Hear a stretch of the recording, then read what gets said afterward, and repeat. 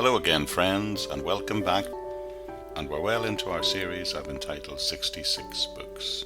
66 short podcasts, each of which that give a quick overview of the 66 books of our Bible.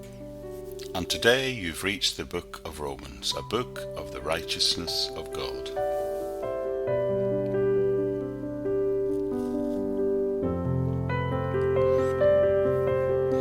Famous English poet Samuel Taylor Coleridge called the Book of Romans the profoundest piece of writing in existence. Martin Luther thought it was the main book of the New Testament. There is common agreement that it is without doubt a theological and an intellectual masterpiece. This letter is probably the New Testament's most carefully developed exposition of the Christian faith and gospel. It sets out in a progressive and systematic arrangement the basis of the message of salvation. Yet at the same time this is a letter sent to a church with the purpose of being read and circulated in it. Paul intended his presentation of the gospel to be a means of teaching Christian truth in general, but it also has a definite missionary purpose in the fact that he sent it to the church in Rome. There is little doubt or controversy about who was the author of this book. The author not only calls himself Paul, he identifies himself as the Apostle Paul. It is interesting to note that church history and tradition agree unanimously with this perspective. So who were the recipients? Romans was written to Christian believers who lived in Rome. Chapter 1 verse 7 explicitly says that. No one knows when or by whom that church was founded, and when Paul wrote this letter, he had not yet personally visited Rome. Rome was the center of the Roman Empire, and Paul saw that if the Roman Church could be firmly established, then Christianity could and would spread throughout the Roman Empire.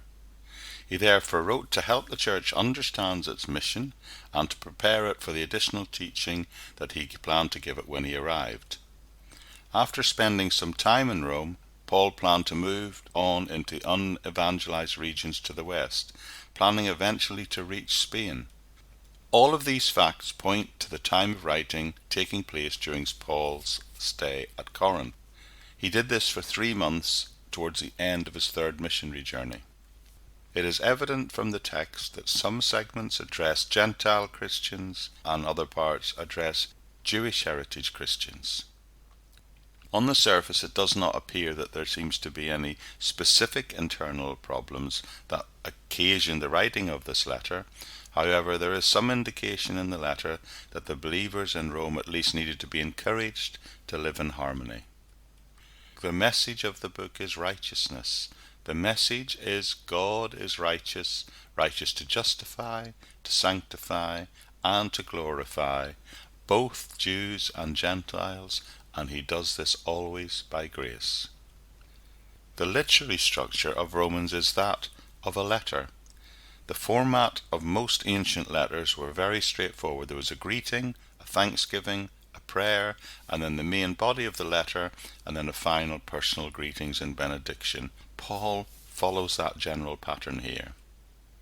One purpose of Romans is it is personal. It is to prepare the particular Roman church he's writing to for Paul's journey to visit them and make them aware of his plans to go from there on to Spain. Paul, it seems, expects help and maybe resources from them in order to carry the gospel further afield and on into Spain. Another purpose of Romans is it is meant to be educational. It wishes to teach that a sovereign God saves Jews and Gentiles, and he does it by grace. Paul explains that it is God himself who justifies, sanctifies, and glorifies. A third purpose of Romans is it is a pastoral letter. Paul was clearly concerned that a tension might develop between Gentile and Jewish Christians in the Roman Church.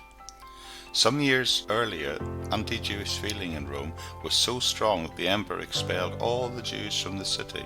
We know that from Acts chapter 18. But they had now returned, and in writing to the Roman Church, Paul speaks specifically to Jews and at other times he speaks specifically to Gentiles, and he warns against anti-Jewish feeling in the church, and he encourages both Jews and Gentiles to be tolerant of one another.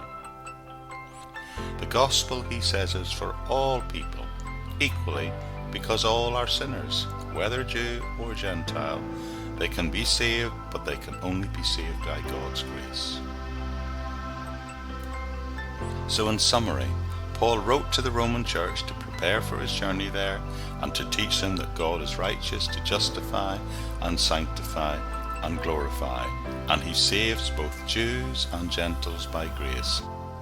But he also encourages both Jews and Gentiles to continue to live harmoniously as evidence of this with one another.